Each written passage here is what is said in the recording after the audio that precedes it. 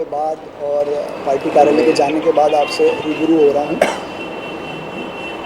बाबूजी हमारे संगठन के आधार हैं, उनके विचार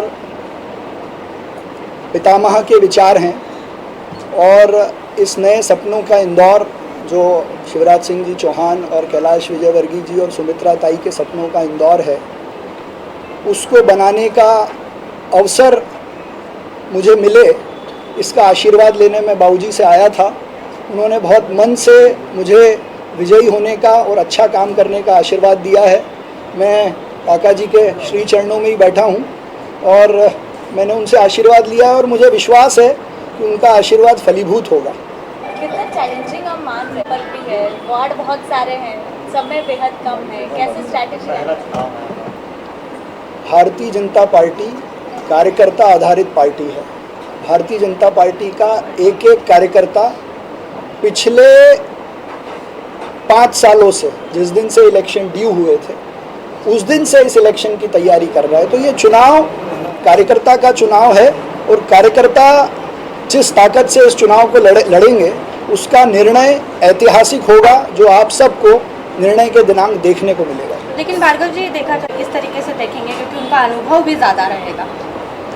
संजय भैया मेरे बड़े भाई हैं, उनको बहुत अनुभव है और उनका अनुभव उनके साथ है। मेरी कार्यकर्ता, मेरी पार्टी की ताकत मेरे साथ है।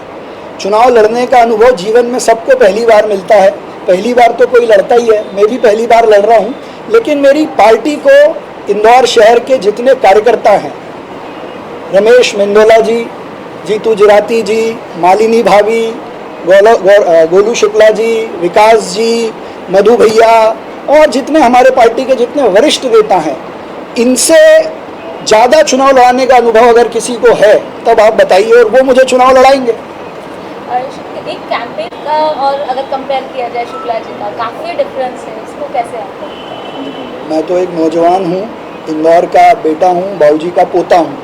मेरे पिताजी पूरे जीवन से उनका आशीर्वाद लेते रहे। तो पीढ़ी परिवर्तन का असर कैंपेन पे, वोट मांगने के तरीके पे दिखेगा।